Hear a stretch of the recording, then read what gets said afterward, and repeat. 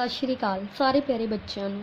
मैं गुरप्रीत कौर मैथ मिस्ट्रस सरकारी high school नूसी Jalandhar तो अज असीं 10वीं क्लास के फस्ट चैप्टर वास्तविक संख्यावां जिन्होंने रियल नंबर्स भी कहते हैं यदि फस्ट एक्सरसाइज से कुछ बेसिक क्वेश्चन कवर करने की कोशिश करांगी क्योंकि चैप्टर का नाम है वास्तविक संख्यावां। ते वास्तविक संख्यावां तो पहलां आपां जिन्नियां भी मुढ़लियां संख्यावां है उन्हां बारे एक बारी दोबारा ध्यान च ले आईए। पता तुहानूं सारे बच्चों नूं है क्योंकि तुसीं 10वीं क्लास पढ़दे हो, बट एक बारी तुहाडा ध्यान दोबारा दिवाना चाहूँगी कि वास्तविक संख्यावां तो पहलां सानूं किहड़ियां-किहड़ियां संख्यावां बारे पता सी।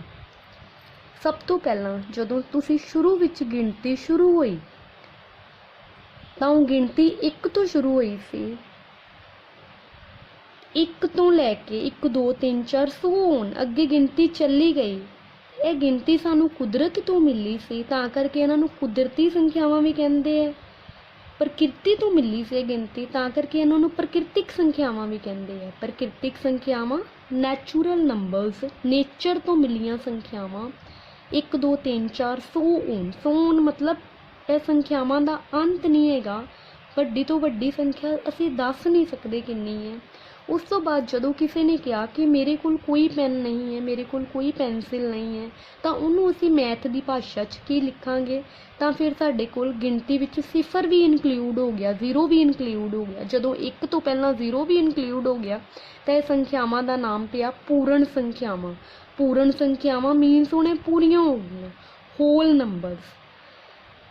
पर जदों किसी ने क्या कि किसी नूं बिजनेस विच घाटा भी पैंदा है, कोई चीज़ जदों असीं 200 रुपए की खरीद के किसी टाइम सानूं 150 रुपए की बेचनी पैंदी है तो 50 रुपए जिहड़ा घाटा पिया है उन्होंने मैथ की भाषा च की कहांगे वो घाटा जिहड़ा जीरो तो भी थल्ले चला गया तां करके माइनस फिगर भी इनकलूड होई। जदों संख्यावां ऋणात्मक वालियां भी विच इनकलूड हो गईयां, विच शामिल हो गईयां, पूर्ण संख्यावां जीरो तो शुरू होंदियां सी, जदों जीरो तो पहला ऋणात्मक संख्यावां भी शामिल हो गई तो वो संख्यावां का नाम पिया संपूर्ण संख्यावां। संपूर्ण संख्यावां जिन्हां नूं इंटीजर्स भी बोलते हैं। उस तो बाद वास्तविक संख्यावां ते बेटा मैं हजे भी नहीं आई। वास्तविक संख्यावां तो पहला असीं डिस्कस करांगे प्रमेय संख्यावां। एक्चुअल च वास्तविक संख्यावां दे विच प्रमेय संख्यावां भी आंदियां, अप्रमेय संख्यावां भी आंदियां। तो यह जिहड़ियां प्रकृतिक पूर्ण संपूर्ण ये तुहानूं हौली हौली पता लगेगा कि प्रमेय संख्यावां दे विच प्रकृतिक संख्यावां भी शामिल है, पूर्ण संख्यावां भी शामिल है, संपूर्ण संख्यावां भी शामिल है। क्योंकि प्रमेय संख्यावां कदों आईयां सी किसी दे माइंड विच जदों किसी बच्चे ने एक फुलका खा लिया उस तो बाद वो दूजा फुलका पूरा खाण दा चाहवान नहीं है तां कुछ पोर्शन खाना चाहता है दूजे फुलके का, तो इस तरह साडे कोल बटे वालियां संख्यावां की शुरुआत हुई। बटे वालियां संख्यावां तुहाडी लैंगुएज विच ही बोल रहे हैं, बट मैथ की भाषा च इन्हां नूं की कहंदे है प्रमेय संख्यावां कहंदे है। इन्हां दा रूप किहड़ा हुंदा है पी बटे क्यू का रूप हुंदा है। पी नूं अंश कहंदे है, क्यू नूं हर कहंदे है। अंश मीनस न्यूमीरेटर, हर मीनस डिनोमीनेटर। बस यह गल का ध्यान रखना है कि प्रमेय संख्यावां पी बटे क्यू रूप दियां हुंदियां। पी ते क्यू कोई भी संपूर्ण संख्या हो सकती है, बट क्यू कदे भी जीरो नहीं हो सकता। मीनस नीचे कभी नहीं जीरो आ सकता, ऊपर जीरो आ सकता है। क्योंकि जीरो नूं असीं 0/7 भी लिख सकते हैं, 0/1, 0/8, 0/-5 कुछ भी लिख सकते हैं, बट नीचे नहीं जीरो आ सकता। क्योंकि जे नीचे जीरो आ गया तुसीं खुद ही सोचो बटे का मतलब की हुंदा है भाग। जदों पी नूं उपरली रकम नूं विच रखदे हैं ना, भाग करदे हैं, जदों तुसीं इहदा दशमलव रूप बनाओगे तुहानूं तुसीं 6वीं 7वीं च करदे सी ना, तुहानूं एक बटे वाली रकम दित्ती हुंदी सी भिन्न रूप नूं दशमलव रूप विच किद्दां बनांदे सी। उपर वाली संख्या विच रख के नीचे वाली संख्या नाल भाग करदे सी ना, तो नीचे वाली संख्या तुहाडी एक कंडीशन हुंदी सी ना कि नीचे वाली संख्या तुहानूं कभी भी जीरो नहीं दिंदी सी, ते जीरो दिंदे सी फिर तुसीं कह दिंदे सी इस दी भाग जिहड़ी है संभव नहीं है। प्रमेय संख्यावां तुहानूं पता लग गया, जिन्नियां भी बटे वालियां संख्यावां हुंदियां बटे वालियां संख्यावां विच नीचला डिनोमीनेटर कभी भी जीरो नहीं होना चाहिए। ओके, प्रमेय संख्यावां ਹੁਣ ਪਰਮੇय ਸੰਖਿਆਵਾਂ ਬਟੇ ਰੂਪ 'ਚ ਤੁਹਾਨੂੰ ਪਤਾ ਲੱਗ ਗਈਆਂ। ਤੇ ਦਸ਼ਮਲਵ ਰੂਪ ਵਿੱਚ ਇਹਦਾ ਦੋ ਤਰ੍ਹਾਂ ਦਾ ਸੁਭਾਅ ਹੈ। ਦਸ਼ਮਲਵ ਰੂਪ ਵਿੱਚ ਇਹ ਬਟੇ ਵਾਲੀਆਂ ਰਕਮਾਂ ਦੋ ਤਰ੍ਹਾਂ ਦੇ ਸੁਭਾਅ 'ਚ ਨਿਕਲਦੀਆਂ। ਉਹ ਦੋ ਤਰ੍ਹਾਂ ਦਾ ਸੁਭਾਅ ਕਿਹੜਾ ਹੈ? ਜਦੋਂ ਤੁਸੀਂ ਦਸ਼ਮਲਵ ਨੂੰ ਸੋਲਵ ਕਰਦੇ ਹੋ ਜਾਂ ਤਾਂ ਤੁਹਾਡੀ ਭਾਗ ਪੂਰੀ ਹੋ ਜਾਂਦੀ ਹੈ, ਭਾਵੇਂ ਕਿਸੇ ਸਟੈਪ ਤੇ ਜਾ ਕੇ ਦਸ਼ਮਲਵ ਵਾਲੀ ਭਾਗ ਦਾ ਮਤਲਬ ਤੁਸੀਂ ਸਮਝਦੇ ਹੋ ਨਾ, ਜਦੋਂ ਤੁਸੀਂ ਜ਼ੀਰੋ ਆਪਣੇ ਵੱਲੋਂ ਲੈਣੀ ਸ਼ੁਰੂ ਕਰਦੇ ਹੋ, ਜਦੋਂ ਜ਼ੀਰੋ ਆਪਣੇ ਵਾਲੀ ਫਸਟ ਟਾਈਮ ਜ਼ੀਰੋ ਆਪਣੇ ਵੱਲੋਂ ਲੈਂਦੇ ਹੋ ਤਾਂ ਤੁਸੀਂ ਡੈਸੀਮਲ ਲਗਾ ਦਿੰਦੇ ਹੋ। ਤੇ ਡੈਸੀਮਲ ਤੋਂ ਬਾਅਦ ਕਿਸੇ ਸਟੈਪ ਤੇ ਜਾ ਕੇ ਜਦੋਂ ਬਾਕੀ ਜ਼ੀਰੋ ਆ ਗਿਆ, ਦੈਟ ਮੀਨਸ ਤੁਹਾਡੀ ਉਹ ਸੰਖਿਆ ਕੀ ਬਣ ਗਈ? ਸ਼ਾਂਤ ਦਸ਼ਮਲਵ ਪ੍ਰਸਾਰ। ਮਤਲਬ ਉਹਦਾ ਦਸ਼ਮਲਵ ਪ੍ਰਸਾਰ ਕਿੱਦਾਂ ਦਾ ਹੋਇਆ, ਦਸ਼ਮਲਵ ਦਾ ਵਿਸਥਾਰ, ਦਸ਼ਮਲਵ ਕਿੱਦਾਂ ਦਾ ਖੁੱਲਿਆ? ਉਹਦਾ ਸ਼ਾਂਤ ਮੀਨਸ ਕਿਸੇ ਸਟੈਪ ਤੇ ਜਾ ਕੇ ਬਾਕੀ ਜ਼ੀਰੋ ਆ ਗਿਆ। ਸ਼ਾਂਤ ਨੂੰ ਕੀ ਕਹਿੰਦੇ? ਟਰਮੀਨੇਟ ਹੋ ਗਿਆ। Terminating decimal expansion. ਜਿਵੇਂ 4/1 ਹੈ ਬਟੇ ਰੂਪ, 4/1, 4/1 ਦਾ ਮਤਲਬ 4। ਹੁਣ ਤੁਸੀਂ ਕਹੋਗੇ 4 ਨੂੰ ਦਸ਼ਮਲਵ ਰੂਪ ਵਿੱਚ ਕਿੱਦਾਂ ਲਿਖਤਾ? ਐਕਚੁਅਲ 'ਚ ਕੋਈ ਵੀ ਸੰਖਿਆ ਜਿਹੜੀ ਹੈ ਦਸ਼ਮਲਵ ਰੂਪ ਵਿੱਚ ਲਿਖੀ ਜਾ ਸਕਦੀ ਹੈ। ਜਿਵੇਂ ਤੁਸੀਂ ਕਹਿੰਦੇ ਹੋ ਨਾ, ਕੋਈ ਵੀ ਸੰਖਿਆ ਬਟੇ ਰੂਪ ਵਿੱਚ ਲਿਖੀ ਜਾ ਸਕਦੀ ਹੈ, ਇੱਦਾਂ ਕੋਈ ਵੀ ਸੰਖਿਆ ਦਸ਼ਮਲਵ ਰੂਪ ਵਿੱਚ ਵੀ ਲਿਖੀ ਜਾ ਸਕਦੀ ਹੈ। ਭਾਵੇਂ ਕੋਈ ਪੂਰੀ ਸੰਖਿਆ ਹੋਵੇ, ਉਹਨੂੰ ਅਸੀਂ ਦਸ਼ਮਲਵ ਰੂਪ ਵਿੱਚ ਲਿਖ ਸਕਦੇ ਹਾਂ। ਐਕਚੁਅਲ 'ਚ ਜੇ ਤੁਹਾਡੇ ਕੋਲ 10 ਰੁਪਏ ਹੈ ਤਾਂ ਤੁਸੀਂ ਕਹਿ ਦਿੰਦੇ ਹੋ ਤੁਹਾਡੇ ਕੋਲ 10.0 ਰੁਪਏ ਹੈ ਦਸ਼ਮਲਵ ਦੇ ਰੂਪ ਵਿੱਚ। ਹੁਣ ਇੱਥੋਂ ਤੁਹਾਨੂੰ ਇੱਕ ਗੱਲ ਹੋਰ ਕਲੀਅਰ ਹੋ ਗਈ ਕਿ ਪਰਮੇय ਸੰਖਿਆਵਾਂ ਦੇ ਵਿੱਚ ਸੰਪੂਰਨ ਸੰਖਿਆਵਾਂ ਵੀ ਹੋ ਗਈਆਂ, ਕਿਉਂਕਿ ਇਹਦਾ ਦਸ਼ਮਲਵ ਰੂਪ ਕੀ ਹੈ? -2.0। ਇਹਦਾ ਕੀ ਹੈ? 1.0, 3.0। ਆ ਦੇਖੋ, -2.0, 1.0 ਦਸ਼ਮਲਵ ਰੂਪ ਇਹ ਹੋ ਗਿਆ। ਬਟੇ ਰੂਪ -2/1, 2/1, 3/1। ਇੱਦਾਂ ਹੀ ਪੂਰਨ ਸੰਖਿਆਵਾਂ ਦਾ ਵੀ ਬਟੇ ਦੇ ਰੂਪ ਵਿੱਚ ਲਿਖੀਆਂ ਜਾ ਸਕਦੀਆਂ, ਪ੍ਰਕਿਰਤਿਕ ਸੰਖਿਆਵਾਂ ਵੀ ਲਿਖੀਆਂ ਜਾ ਸਕਦੀਆਂ। ਕਲੀਅਰ ਹੋ ਗਿਆ? ਇਹਦਾ ਮਤਲਬ ਜਿੰਨੀਆਂ ਵੀ ਪ੍ਰਕਿਰਤਿਕ, ਪੂਰਨ ਤੇ ਸੰਪੂਰਨ ਸੰਖਿਆਵਾਂ ਹੈ ਸਾਡੇ ਕੋਲ, ਉਹ ਸਾਰੀਆਂ ਜਿਹੜੀਆਂ ਇਹ ਪਰਮੇय ਸੰਖਿਆਵਾਂ ਦੇ ਵਿੱਚ ਸ਼ਾਮਲ ਹੁੰਦੀ ਹੈ। ਠੀਕ ਹੈ। ਤੇ ਉਸ ਤੋਂ ਬਾਅਦ ਦਸ਼ਮਲਵ ਦਾ ਹੀ ਦੂਜਾ ਰੂਪ ਹੈ ਪਰਮੇय ਸੰਖਿਆਵਾਂ ਦਾ, ਅਸ਼ਾਂਤ ਆਣਵਰਤੀ ਦਸ਼ਮਲਵ ਪ੍ਰਸਾਰ। ਅਸ਼ਾਂਤ ਆਣਵਰਤੀ ਦਸ਼ਮਲਵ ਪ੍ਰਸਾਰ ਨਾਮ ਤੋਂ ਹੀ ਕਲੀਅਰ ਹੈ ਬੇਟਾ। ਅਸ਼ਾਂਤ ਮੀਨਸ ਜਦੋਂ ਅਸੀਂ ਬਟੇ ਵਾਲੀ ਰਕਮ ਨੂੰ ਭਾਗ ਕਰ ਰਹੇ ਹਾਂ, ਉੱਪਰਲੀ ਰਕਮ ਵਿੱਚ ਰੱਖ ਕੇ ਨਿਚਲੀ ਰਕਮ ਨਾਲ ਭਾਗ ਕਰ ਰਹੇ ਹਾਂ, ਕਿਸੇ ਵੀ ਸਟੈਪ ਤੇ ਜਾ ਕੇ, ਚਾਹੇ ਦਸ਼ਮਲਵ ਤੋਂ ਬਾਅਦ ਹੀ ਹੈ, ਕਿਸੇ ਵੀ ਸਟੈਪ ਤੇ ਜਾ ਕੇ ਸਾਡੇ ਕੋਲ ਬਾਕੀ ਜ਼ੀਰੋ ਨਹੀਂ ਆ ਰਿਹਾ, ਤਾਂ ਉਸ ਤਰ੍ਹਾਂ ਦੀਆਂ ਸੰਖਿਆਵਾਂ ਨੂੰ ਕੀ ਕਹਿੰਦੇ? ਅਸ਼ਾਂਤ ਆਣਆਵਰਤੀ। ਇੱਥੋਂ ਥੋੜਾ ਜਿਹਾ ਗਲਤ ਹੋ ਗਿਆ, ਅਸ਼ਾਂਤ ਆਵਰਤੀ ਦਸ਼ਮਲਵ ਪ੍ਰਸਾਰ ਬੇਟਾ। ਜਦੋਂ ਕਿਸੇ ਸਟੈਪ ਤੇ ਜਾ ਕੇ ਸਾਡੇ ਕੋਲ ਬਾਕੀ ਵੀ ਨਾ ਜ਼ੀਰੋ ਹੋਵੇ ਤੇ ਭਾਗਫਲ ਵੀ ਰਿਪੀਟ ਹੋਣਾ ਸ਼ੁਰੂ ਹੋ ਜਾਵੇ, ਉਹਨਾਂ ਨੂੰ ਕੀ ਕਹਿੰਦੇ ਆ? ਅਸ਼ਾਂਤ ਆਵਰਤੀ ਦਸ਼ਮਲਵ ਪ੍ਰਸਾਰ। ਅਸ਼ਾਂਤ ਮੀਨਸ ਨੋਨ ਟਰਮੀਨੇਟਿੰਗ, ਆਵਰਤੀ ਮੀਨਸ ਰਿਪੀਟਿੰਗ ਡੈਸੀਮਲ ਐਕਸਪੈਂਸ਼ਨ। ਹੁਣ 0.333 ਮੀਨਸ ਕਿ ਇਹ ਭਾਗਫਲ ਹੈ, ਜਿਹੜਾ ਰਿਪੀਟ ਹੋ ਰਿਹਾ ਭਾਗਫਲ, ਉਹਨੂੰ ਅਸੀਂ ਉੱਪਰ ਬਾਰ ਪਾ ਕੇ ਲਿਖਤਾ। 0.5656 ਸੋ ਇਹਨੂੰ 0.56 ਉੱਪਰ ਬਾਰ ਪਾ ਕੇ ਲਿਖ ਦਿੱਤਾ। ਠੀਕ ਹੈ। ਇਹਦਾ ਮਤਲਬ ਅਸੀਂ ਪਰਮੇय ਸੰਖਿਆਵਾਂ ਬਟੇ ਰੂਪ ਵਿੱਚ ਕੀਤੀਆਂ P/Q ਕਦੇ ਵੀ ਜ਼ੀਰੋ ਨਹੀਂ ਹੋ ਸਕਦਾ। ਤੇ ਦਸ਼ਮਲਵ ਦੇ ਰੂਪ ਵਿੱਚ ਸ਼ਾਂਤ ਦਸ਼ਮਲਵ ਪ੍ਰਸਾਰ ਤੇ ਅਸ਼ਾਂਤ ਆਵਰਤੀ ਦਸ਼ਮਲਵ ਪ੍ਰਸਾਰ। ਆਣਵਰਤੀ ਨਹੀਂ ਬੇਟਾ, ਆਵਰਤੀ ਦਸ਼ਮਲਵ ਪ੍ਰਸਾਰ। ਠੀਕ ਹੈ। ਉਸ ਤੋਂ ਬਾਅਦ अपरमेय संख्यावां की गल करिए, एक्चुअल च वास्तविक संख्यावां के टॉपिक ते हुण असीं पहुँचांगे कि जदों परमेय संख्यावां ते अपरमेय संख्यावां दोनों कवर अप कर लीए तां वास्तविक संख्यावां बणीआं। मीनस 10वीं क्लास के चैप्टर वास्तविक संख्यावां विच सारे तरह दीआं संख्यावां जिन्नियां भी असीं कीतीआं वो सारियां शामिल हो गईआं। हुण जिहड़ियां अपरमेय संख्यावां है उन्हां नूं की कहंदे आ? Irrational numbers. इररैशनल नंबर्स किहड़े हुंदे आ? तुसीं अभाज्य संख्यावां बारे तुहानूं पता है। अभाज्य संख्यावां ओह हुंदियां जिहड़ियां किसे पहाड़े ते नहीं जांदियां, किसे पहाड़े ते नहीं जांदियां, वध तो वध दो पहाड़ियां ते जांदियां। किहड़े पहाड़े ते? एक अपने पहाड़े ते एक दे पहाड़े ते। मीनस कि वो संख्या दे दो ही गुणनखंड हुंदे आ, एक आप संख्या ते एक। अभाज्य संख्यावां तुहानूं सारिआं नूं पता है 2 3 5 7 11 100 ओन। अभाज्य संख्यावां दे उत्ते जदों वर्गमूल लग जांदा है उन्हां नूं की कहंदे आ? अपरमेय संख्यावां। जां पाई, जदों तुसीं चक्कर दा खेत्रफल वगैरह कढदे हो ਉਹ वाले केस 'ਚ तुसीं पाई दी वैल्यू यूज़ करते हो तो वो पाई दी वैल्यू की हुंदी है? अपरमेय संख्या हुंदी है। पाई दी वैल्यू तुसीं लिखदे हो 3.14 बट वो एक्चुअल 'च अगे भी हुंदी है। तो इहदा दशमलव रूप की है? ਤੁਸੀਂ ਇੱਕ ਸ਼ਾਂਤ ਕੀਤਾ, ਇੱਕ ਅਸ਼ਾਂਤ ਆਵਰਤੀ ਕੀਤਾ, ਉਹ ਪਰਮੇय ਸੰਖਿਆਵਾਂ ਦਾ ਕੀਤਾ। ਉਸ ਤੋਂ ਬਾਅਦ ਅਪਰਮੇय ਸੰਖਿਆਵਾਂ ਦਾ ਦਸ਼ਮਲਵ ਰੂਪ ਕੀ ਹੈ? ਅਸ਼ਾਂਤ ਆਣਵਰਤੀ। ਹੁਣ ਅਸ਼ਾਂਤ ਦਾ ਮਤਲਬ ਤੁਹਾਨੂੰ ਪਤਾ ਹੈ ਕਿ ਕਿਸੇ ਵੀ ਸਟੈਪ ਤੇ ਜਾ ਕੇ ਬਾਕੀ ਜ਼ੀਰੋ ਨਹੀਂ ਹੋ ਰਿਹਾ।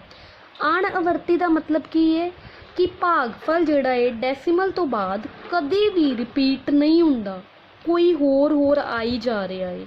ਇਹਦੀ ਐਗਜ਼ਾਮਪਲ ਕੀ ਹੈ? 1.10, 100, 100, ਸੋ ਹੁਣ ਅੱਗੇ ਚੱਲੀ ਜਾਣਾ ਇਹਨੇ। ਜਾਂ ਪਾਈ ਦਾ ਮੁੱਲ ਮੈਂ ਤੁਹਾਨੂੰ ਦੱਸ ਚੁੱਕੀ ਹਾਂ 3.14, ਇਹ ਅੱਗੇ ਵੀ ਚੱਲਦਾ ਰਹਿੰਦਾ। ਐਕਚੁਅਲ 'ਚ ਮੈਂ 3.14 ਵੀ ਗਲਤ ਬੋਲ ਰਹੀ ਹਾਂ, ਮੈਥ 'ਚ ਦੀ ਸਹੀ ਜਿਹੜਾ ਬੋਲਣਾ ਹੈ ਉਹ 3.14 ਹੁੰਦਾ ਹੈ। ਡੈਸੀਮਲ ਤੋਂ ਬਾਅਦ ਤੁਹਾਨੂੰ ਪਤਾ ਹੈ ਕਿ ਅਸੀਂ ਕਦੀ ਵੀ ਗਿਣਤੀ ਨੂੰ 1400 ਇੱਦਾਂ ਨਹੀਂ ਬੋਲਦੇ, 3.14 ਇੱਦਾਂ ਅੱਖਰ ਨਾਲ ਬੋਲਦੇ ਹਾਂ। ਜਾਂ ਹੋਰ ਕਿਹੜੀਆਂ ਅਪਰਮੇय ਸੰਖਿਆਵਾਂ ਹੁੰਦੀਆਂ ਜਿੰਨੀਆਂ ਵੀ ਅਭਾਜ ਸੰਖਿਆਵਾਂ ਦੇ ਉੱਤੇ ਜਦੋਂ ਵਰਗਮੂਲ ਲੱਗ ਜਾਂਦਾ। ਹੁਣ ਤੁਸੀਂ ਕਹੋਗੇ ਇਹਨਾਂ ਦਾ ਕੀ ਮਤਲਬ ਹੈ? ਇਹਨਾਂ ਦਾ ਦਸ਼ਮਲਵ ਦੇ ਰੂਪ ਵਿੱਚ ਉਹੀ ਮਤਲਬ ਹੈ ਜਿਹੜਾ ਤੁਹਾਨੂੰ ਇੱਥੇ ਐਕਸਪਲੇਨ ਕੀਤਾ ਹੈ ਕਿ ਅਸ਼ਾਂਤ ਆਣਵਰਤੀ ਹੈ। ਜਦੋਂ ਤੁਸੀਂ 8ਵੀਂ ਕਲਾਸ ਦਾ ਮੈਥਡ ਲਗਾ ਕੇ 2 ਦਾ ਵੰਡ ਵਿਧੀ ਰਾਹੀਂ ਵਰਗਮੂਲ ਕੱਢਦੇ ਹੋ, 3 ਦਾ ਕੱਢਦੇ ਹੋ, 5 ਦਾ ਕੱਢਦੇ ਹੋ, ਵੰਡ ਵਿਧੀ ਰਾਹੀਂ ਜਦੋਂ ਵਰਗਮੂਲ ਤੁਸੀਂ ਕੱਢੋਗੇ ਇਹਦਾ ਆਨਸਰ ਕਿਸੇ ਵੀ ਸਟੈਪ 'ਤੇ ਜਾ ਕੇ ਜਿਹੜਾ ਹੈ ਉਹ ਖਤਮ ਨਹੀਂ ਹੋਏਗਾ ਅਤੇ ਨਾ ਹੀ ਰਿਪੀਟ ਹੋਏਗਾ, ਤਾਂ ਕਰਕੇ ਇਹਦਾ ਨਾਮ ਹੈ ਅਸ਼ਾਂਤ ਆਣਵਰਤੀ। ਹੁਣ ਇੱਕ ਵਾਰ ਦੁਬਾਰਾ ਤੋਂ ਅਸੀਂ ਸਾਰੀਆਂ ਸੰਖਿਆਵਾਂ ਧਿਆਨ ਵਿੱਚ ਲੈ ਆਈਏ। ਸਭ ਤੋਂ ਪਹਿਲਾਂ ਗਿਣਤੀ 'ਚ ਪ੍ਰਕਿਰਤਿਕ ਸੰਖਿਆਵਾਂ ਦਾ ਨਾਮ ਆਇਆ ਜਦੋਂ 0 ਸ਼ਾਮਲ ਹੋ ਗਿਆ ਪੂਰਨ ਸੰਖਿਆਵਾਂ। ਜਦੋਂ ਮਾਈਨਸ ਵਾਲੀਆਂ ਸੰਖਿਆਵਾਂ ਵੀ ਸ਼ਾਮਿਲ ਹੋ ਗਈਆਂ ਤਾਂ ਉਹਨਾਂ ਦਾ ਨਾਮ ਪਿਆ ਸੰਪੂਰਨ ਸੰਖਿਆਵਾਂ। ਉਸ ਤੋਂ ਬਾਅਦ ਵਾਸਤਵਿਕ ਸੰਖਿਆਵਾਂ 'ਚ ਬੱਚਿਆਂ ਨੂੰ ਪਤਾ ਹੈ ਕਿ ਅਸੀਂ ਹੁਣ ਪਰਮੇय ਸੰਖਿਆਵਾਂ ਨੂੰ ਵੀ ਸ਼ਾਮਿਲ ਕਰਨਾ ਹੈ ਅਤੇ ਅਪਰਮੇय ਸੰਖਿਆਵਾਂ ਨੂੰ ਵੀ ਸ਼ਾਮਿਲ ਕਰਨਾ ਹੈ। ਪਰਮੇय ਸੰਖਿਆਵਾਂ ਵਿੱਚ ਪ੍ਰਕਿਰਤਿਕ, ਪੂਰਨ, ਸੰਪੂਰਨ ਸਾਰੀਆਂ ਸ਼ਾਮਿਲ ਹੋ ਗਈਆਂ। ਉਹ ਮੈਂ ਤੁਹਾਨੂੰ ਦੱਸ ਚੁੱਕੀ ਹਾਂ ਕਿ ਕਿਵੇਂ ਸ਼ਾਮਿਲ ਹੋ ਗਈਆਂ, ਕਿਉਂਕਿ ਪਰਮੇय ਸੰਖਿਆਵਾਂ ਬੱਟੇ ਵਾਲੀਆਂ ਰਕਮਾਂ ਹੁੰਦੀਆਂ ਅਤੇ ਬੱਟੇ 'ਚ ਨੀਚੇ ਡਿਨੋਮੀਨੇਟਰ 'ਚ ਕਦੇ ਵੀ 0 ਨਹੀਂ ਆਉਣਾ ਚਾਹੀਦਾ। ਹੁਣ ਪ੍ਰਕਿਰਤਿਕ, ਪੂਰਨ ਅਤੇ ਸੰਪੂਰਨ ਨੂੰ ਸਾਰਿਆਂ ਨੂੰ ਤੁਸੀਂ ਬੱਟੇ ਦੇ ਰੂਪ 'ਚ ਬਦਲ ਸਕਦੇ ਹੋ ਬੱਟੇ 1 ਲਗਾ ਕੇ। ਇਹ ਪੂਰੀਆਂ ਸੰਖਿਆਵਾਂ ਇਹਨਾਂ ਨੂੰ ਬੱਟੇ 1 ਲਗਾ ਕੇ ਤੁਸੀਂ ਬੱਟੇ ਦੇ ਰੂਪ ਵਿੱਚ ਬਦਲ ਸਕਦੇ ਹੋ। ਅਤੇ ਜਿਹੜੀ 0 ਸੰਖਿਆ ਇਹਦੇ ਬੱਟੇ 1 ਨਹੀਂ, ਇਹਦੇ ਕੁਛ ਵੀ ਬੱਟੇ ਲਗਾ ਲਓ, ਭਾਵੇਂ 1 ਲੱਖ ਲਾ ਲਓ, ਭਾਵੇਂ 1 ਕਰੋੜ ਲਾ ਲਓ, ਕੁਛ ਵੀ ਲਗਾ ਲਓ, 0 ਨੇ 0 ਹੀ ਰਹਿਣਾ ਹੈ। ਇਹ ਸਾਰੀਆਂ ਜਿਹੜੀਆਂ ਹੈ ਆਪਣੇ ਕੋਲ ਪਰਮੇय ਸੰਖਿਆਵਾਂ ਹੈ। ਪਰਮੇय ਸੰਖਿਆਵਾਂ ਦਾ ਫਿਰ ਅਸੀਂ ਦਸ਼ਮਲਵ ਰੂਪ ਕੀਤਾ ਕਿ ਸ਼ਾਂਤ ਦਸ਼ਮਲਵ ਪ੍ਰਸਾਰ, ਅਸ਼ਾਂਤ ਆਵਰਤੀ ਦਸ਼ਮਲਵ ਪ੍ਰਸਾਰ। ਸ਼ਾਂਤ ਦਸ਼ਮਲਵ ਪ੍ਰਸਾਰ 'ਚ ਆਪਾਂ ਕੀ ਕੀਤਾ ਕਿ ਜਦੋਂ ਆਪਾਂ ਭਿੰਨ ਰੂਪ ਨੂੰ ਹੱਲ ਕੀਤਾ, ਉੱਪਰ ਵਾਲੀ ਰਕਮ ਵਿੱਚ ਰੱਖ ਕੇ ਨੀਚੇ ਵਾਲੀ ਰਕਮ ਨਾਲ ਭਾਗ ਕੀਤੀ, ਕਿਸੇ ਸਟੈਪ 'ਤੇ ਜਾ ਕੇ ਜਦੋਂ ਸਾਡੇ ਕੋਲ ਬਾਕੀ 0 ਆ ਗਿਆ ਤਾਂ ਉਹ ਦਸ਼ਮਲਵ ਦਾ ਸ਼ਾਂਤ ਰੂਪ ਹੋ ਗਿਆ। ਕਲੀਅਰ ਹੋ ਗਿਆ।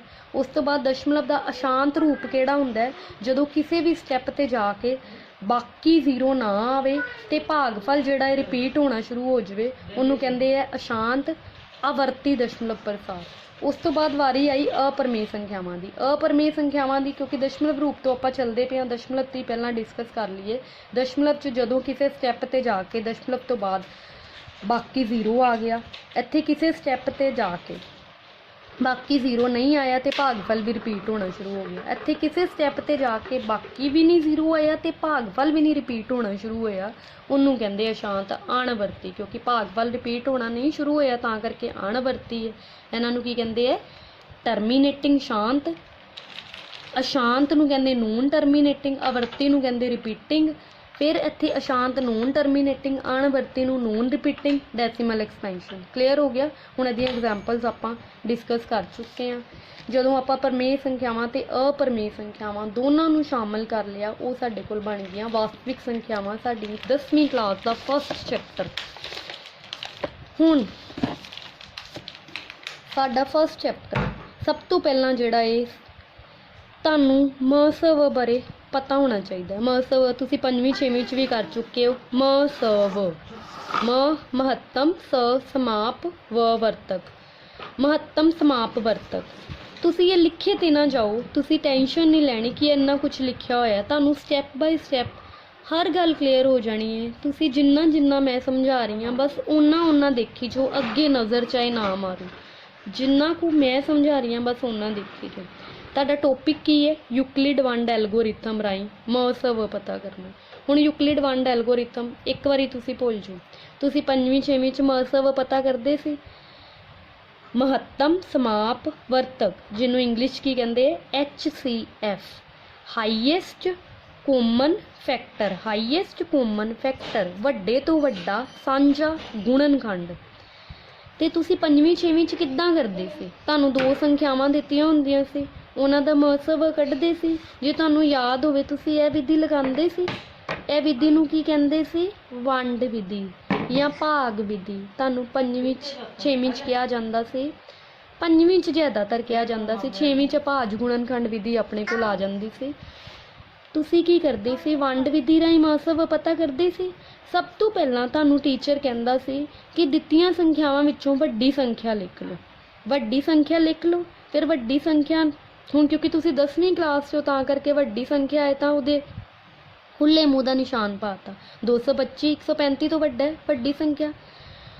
ਹਮੇਸ਼ਾ ਵੱਡੀ ਸੰਖਿਆ ਨੂੰ ਛੋਟੀ ਸੰਖਿਆ ਨਾਲ ਭਾਗ ਕਰਨਾ ਹੈ। ਇਹ ਚੀਜ਼ ਆਪਾਂ ਤਾਂ ਕਰਦੇ ਹਾਂ ਕਿਉਂਕਿ ਤੁਸੀਂ ਭਾਗ ਵਿਧੀ ਰਾਹੀਂ ਮਹੱਤਵ ਪਤਾ ਕਰ ਰਹੇ ਹੋ ਨਾ। ਤੇ ਭਾਗ ਵਿਧੀ ਦਾ ਰੂਲ ਕੀ ਹੈ ਕਿ ਵੱਡੀ ਸੰਖਿਆ ਵਿੱਚ ਹੁੰਦੀ ਹੈ, ਛੋਟੀ ਸੰਖਿਆ ਬਾਹਰ ਹੁੰਦੀ ਹੈ। ਠੀਕ ਹੈ। ਹੁਣ 225 ਵਿੱਚ ਰੱਖ ਕੇ 135 ਨਾਲ ਜਦੋਂ ਤੁਸੀਂ ਭਾਗ ਕੀਤਾ, ਹੁਣ ਮੈਂ ਤੁਹਾਨੂੰ ਇੱਥੇ ਦਸ਼ਮਲਵ ਵਾਲੀ ਭਾਗ ਕਰਨ ਲਈ ਨਹੀਂ ਕਹਾਂਗੀ। ਬਸ ਜਦੋਂ ਤੁਹਾਡਾ ਭਾਗ ਵਾਲਾ ਇੱਕ ਸਟੈਪ ਹੋ ਗਿਆ, ਬਾਕੀ ਕੀ ਹੈ? ਹੁਣ ਤੁਸੀਂ ਇਹ ਰੂਲ ਤੁਹਾਨੂੰ ਭਾਗ ਦਾ, ਕਿਉਂਕਿ ਤੁਸੀਂ 10ਵੀਂ ਕਲਾਸ 'ਚੋਂ ਤੁਹਾਨੂੰ ਪਤਾ ਹੋਏਗਾ ਕਿ ਭਾਗ ਦਾ ਰੂਲ ਕੀ ਹੁੰਦਾ ਹੈ ਕਿ ਅਸੀਂ ਭਾਜਕ ਨੂੰ ਜਦੋਂ ਸੰਖਿਆ ਦੇ ਅਕੋਰਡਿੰਗ ਲਿਆਉਣਾ ਹੁੰਦਾ ਹੈ। ਭਾਜਕ ਨੂੰ ਕਿਹੜੀ ਸੰਖਿਆ ਨਾਲ? ਇਹਨੂੰ ਭਾਜਕ ਕਹਿੰਦੇ ਆ, ਇਹਨੂੰ ਸੰਖਿਆ ਕਹਿੰਦੇ ਆ। ਇੱਧਰ ਜਿਹੜਾ ਆਉਂਦਾ ਇਹਨੂੰ ਭਾਗਫਲ ਕਹਿੰਦੇ ਆ, ਤੇ ਜਿਹੜਾ ਇੱਥੇ ਆਉਂਦਾ ਇਹਨੂੰ ਬਾਕੀ ਕਹਿੰਦੇ ਆ। ਠੀਕ ਹੈ। 135 ਨੂੰ ਅਸੀਂ ਕਿਹੜੀ ਸੰਖਿਆ ਨਾਲ ਗੁਣਾ ਕਰੀਏ ਕਿ ਆਨਸਰ 225 ਆ ਜਾਵੇ ਜਾਂ 225 ਤੋਂ ਛੋਟਾ ਆ ਜਾਵੇ। ਠੀਕ ਹੈ। ਹੁਣ 135 ਨੂੰ ਜਦੋਂ ਤੁਸੀਂ 2 ਨਾਲ ਗੁਣਾ ਕਰੋਗੇ, ਉਹ ਤਾਂ ਕਿੰਨਾ ਹੋ ਗਿਆ? 135 ਨੂੰ 2 ਨਾਲ ਕਰੋਗੇ, 135 ਦਾ ਡਬਲ ਇੱਥੇ 200 270 270 ਤਾਂ 225 ਤੋਂ ਵੱਧ ਗਿਆ। ਦੈਟ ਮੀਨਸ ਫਿਰ ਇਮੀਡੀਏਟਲੀ ਉਸ ਤੋਂ ਛੋਟੇ ਵਾਲਾ ਲੈ ਲੈਣਾ। ਇਮੀਡੀਏਟਲੀ ਛੋਟੇ ਵਾਲਾ ਫਿਰ ਉਹੀ ਹੈ 135 ਨੂੰ ਤੁਸੀਂ 1 ਨਾਲ ਗੁਣਾ ਕੀਤੇ। ਹੁਣ ਤੁਸੀਂ ਅੱਗੇ ਡੈਸੀਮਲ ਵਾਲੀ ਭਾਗ ਤੇ ਨਹੀਂ ਜਾਣਾ ਕਿ ਸੰਖਿਆ ਆਪਣੇ ਵੱਲੋਂ 0 ਨਹੀਂ ਲੈਣੀ।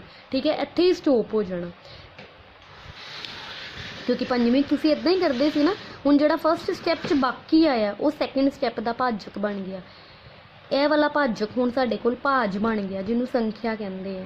ਹੁਣ ਫਿਰ 90 ਨੂੰ ਉਹੀ ਰੂਲ ਅਪਲਾਈ ਕੀਤਾ ਕਿ 90 ਨੂੰ ਕਿਹਦੇ ਨਾਲ ਗੁਣਾ ਕਰੀਏ ਕਿ 135 ਜਾਂ 135 ਤੋਂ ਛੋਟਾ ਆਵੇ, ਉਹ 1 ਨਾਲ ਹੀ ਕੀਤਾ।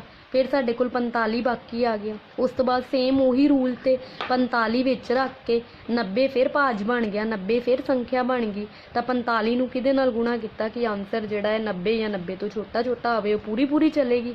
ਹੁਣ ਜਿਹੜੇ ਸਟੈਪ ਤੇ ਬਾਕੀ 0 ਆ ਗਿਆ, ਉਹ ਸਟੈਪ ਦਾ ਤੁਸੀਂ ਭਾਜਕ ਚੱਕ ਲੈਣਾ।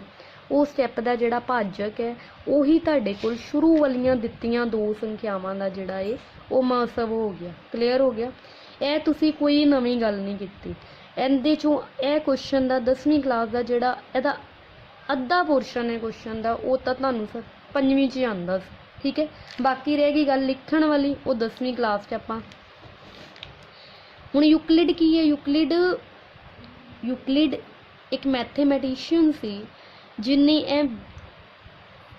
ਇਹ ਵੰਡ ਦਾ ਲੈਮਾ ਦਿੱਤਾ, ਜਿਹਨੇ ਇਹ ਐਲਗੋਰਿਥਮ ਤਿਆਰ ਕੀਤੀ, ਤਾਂ ਕਰਕੇ ਇਹਦਾ ਨਾਮ ਹੈ ਯੂਕਲਿਡ ਵੰਡ ਐਲਗੋਰਿਥਮ। ਉਹਨੇ ਕਿਹਾ ਕਿ ਇਹਨੂੰ ਅਸੀਂ ਲਿਖਤੀ ਰੂਪ ਵਿੱਚ ਕਿੱਦਾਂ ਲਿਖ ਸਕਦੇ ਹਾਂ ਕਿ ਕੋਈ ਸੰਖਿਆ ਜਿਹੜੀ ਸੰਖਿਆ ਵਿੱਚ ਰੱਖਦੇ ਆ ਉਹਨੂੰ ਭਾਜ ਕਹਿੰਦੇ ਆ, ਸੰਖਿਆ ਕਹਿੰਦੇ ਆ। ਜਿਹੜੀ ਸੰਖਿਆ ਨਾਲ ਭਾਗ ਕਰਦੇ ਆ ਉਹਨੂੰ ਭਾਜਕ ਕਹਿੰਦੇ ਆ।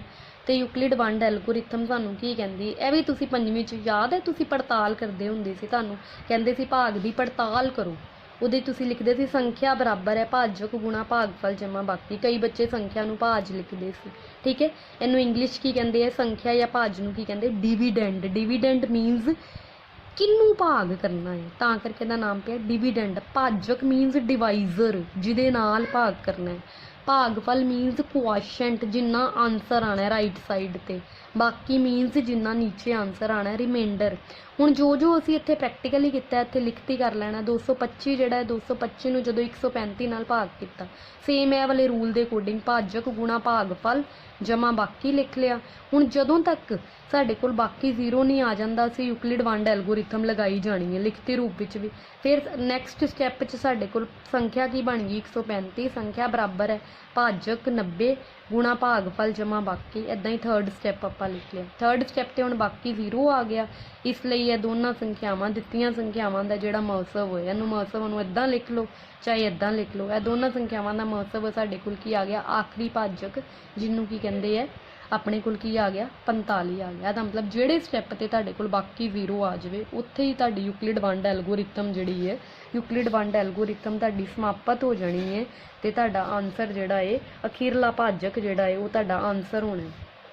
ਇਹਦਾ ਮਤਲਬ ਤੁਸੀਂ ਇਹ ਕੁਐਸਚਨ 'ਚ ਕੀ ਕੀਤਾ, ਭਾਜ ਨੂੰ ਵਿੱਚ ਰੱਖਿਆ। ਭਾਜ ਕਿਹੜਾ ਹੁੰਦਾ ਜਿਹੜੀ ਦੋਨਾਂ ਸੰਖਿਆਵਾਂ 'ਚੋਂ ਵੱਡੀ ਸੰਖਿਆ ਹੁੰਦੀ ਹੈ। ਭਾਜਕ ਨਾਲ ਭਾਗ ਕੀਤਾ, ਭਾਗਫਲ ਇੱਧਰ ਰਾਈਟ ਸਾਈਡ ਤੇ ਆਇਆ, ਬਾਕੀ ਆਇਆ। ਫਿਰ ਇਸ ਸਟੈਪ ਨੂੰ ਅੱਗੇ ਅੱਗੇ ਤੁਸੀਂ ਕਰੀਗੇ ਜਦੋਂ ਤੱਕ ਬਾਕੀ 0 ਨਹੀਂ ਆ ਗਿਆ। ਜਦੋਂ ਬਾਕੀ 0 ਆ ਜਾਵੇ ਉੱਥੇ ਹੀ ਭਾਗ ਬੰਦ ਕਰ ਦੇਣੀ ਹੈ। ਫਿਰ ਆਖਰੀ ਭਾਜਕ ਹੀ ਦਿੱਤੀਆਂ ਸੰਖਿਆਵਾਂ ਦਾ ਮਹੱਤਵ ਹੋ ਗਿਆ। ਤੁਹਾਨੂੰ ਹੁਣ ਇਹ ਕਲੀਅਰ ਹੋ ਗਿਆ। ਹੁਣ ਇੱਦਾਂ ਦੇ ਜਿੰਨੇ ਵੀ ਕੁਐਸਚਨ ਹੈ ਉਹ ਤੁਹਾਡਾ ਹੋਮਵਰਕ ਹੈ। ਦੋ ਸੰਖਿਆਵਾਂ ਦਿੱਤੀਆਂ ਹੋਣਗੀਆਂ ਉਹਨਾਂ ਦਾ ਮਹੱਤਵ ਕੱਢਣਾ ਹੋਏਗਾ ਯੂਕਲਿਡ ਵੰਡ ਐਲਗੋਰਿਥਮ। ਪਹਿਲਾਂ ਤੁਸੀਂ ਲਗਾ ਕੇ ਇੱਦਾਂ ਕੱਢ ਦੇਣਾ, ਇੱਦਾਂ ਰਾਈਟ ਸਾਈਡ 'ਤੇ ਕੱਢ ਦਿਓ ਅਤੇ ਨਾਲ ਇੱਧਰ ਲਿਖ ਦਿਓ, ਠੀਕ ਹੈ।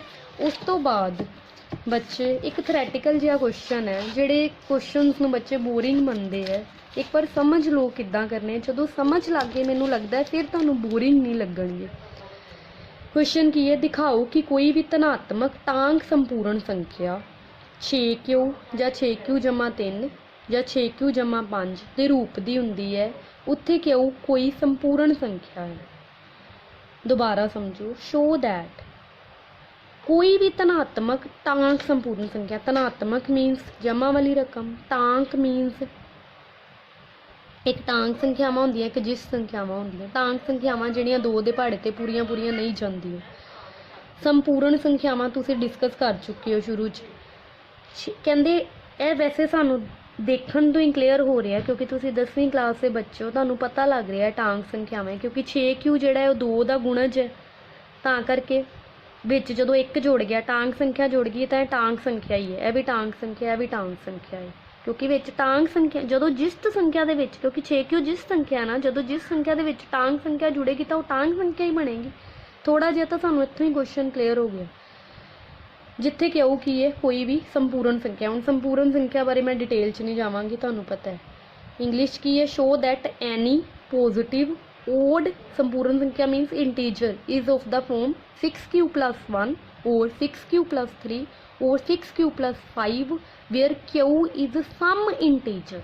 ਕੋਈ ਵੀ ਇੰਟੀਜਰ ਹੋ ਸਕਦਾ, ਠੀਕ ਹੈ। ਇਹਦਾ ਮਤਲਬ ਅਸੀਂ ਸਿੰਪਲ ਜਿਹੇ ਵਰਡਸ ਵਿੱਚ ਕੀ ਗੱਲ ਕਰਨੀ ਹੈ, ਕੋਈ ਟਾਂਕ ਸੰਪੂਰਨ ਸੰਖਿਆਵਾਂ ਜਿਹੜੀਆਂ, ਕੋਈ ਵੀ ਟਾਂਕ ਸੰਪੂਰਨ ਸੰਖਿਆ ਇਹ 3 ਰੂਪਾਂ ਦੀ ਦਿਖਾਣੀ ਹੈ। ਤੁਸੀਂ ਇੱਕ ਵਾਰੀ ਨਾ ਰੂਪ ਦੇਖ ਲਿਆ ਕਰੋ ਕਿਹੜਾ ਰੂਪ ਹੈ, Q ਦੇ ਨਾਲ ਦੇਖ ਲਿਆ ਕਰੋ ਕਿਹੜੀ ਰਕਮ ਹੈ। 6 ਹੈ ਨਾ, ਕਿਉਂਕਿ ਆਪਾਂ ਯੂਕਲਿਡ ਵੰਡ ਐਲਗੋਰਿਥਮ ਵਾਲਾ ਚੈਪਟਰ ਕਰ ਰਹੇ ਹਾਂ ਤਾਂ ਕਰਕੇ ਇੱਥੇ ਥੋੜ੍ਹਾ ਜਿਹਾ ਤੁਹਾਡੇ ਧਿਆਨ 'ਚ ਆ ਰਿਹਾ ਕਿ ਯੂਕਲਿਡ ਵੰਡ ਹੀ ਥੋੜ੍ਹਾ ਬਹੁਤ ਲੱਗਾ ਹੋਇਆ। ਯੂਕਲਿਡ ਵੰਡ ਕਿਹੜੀ ਹੁੰਦੀ ਤੁਸੀਂ ਬਾਰ-ਬਾਰ ਲਿਖਦੇ ਹੋ ਨਾ ਕੁਐਸਚਨ ਦੇ ਵਿੱਚ। ਇਹ ਜਿਹੜੇ ਇਹ ਵਾਲੇ ਚੈਪਟਰਸ ਤੋਂ ਥੋੜ੍ਹਾ ਬਹੁਤ ਜਾਣੂ ਹੈ ਉਹਨਾਂ ਨਾਲ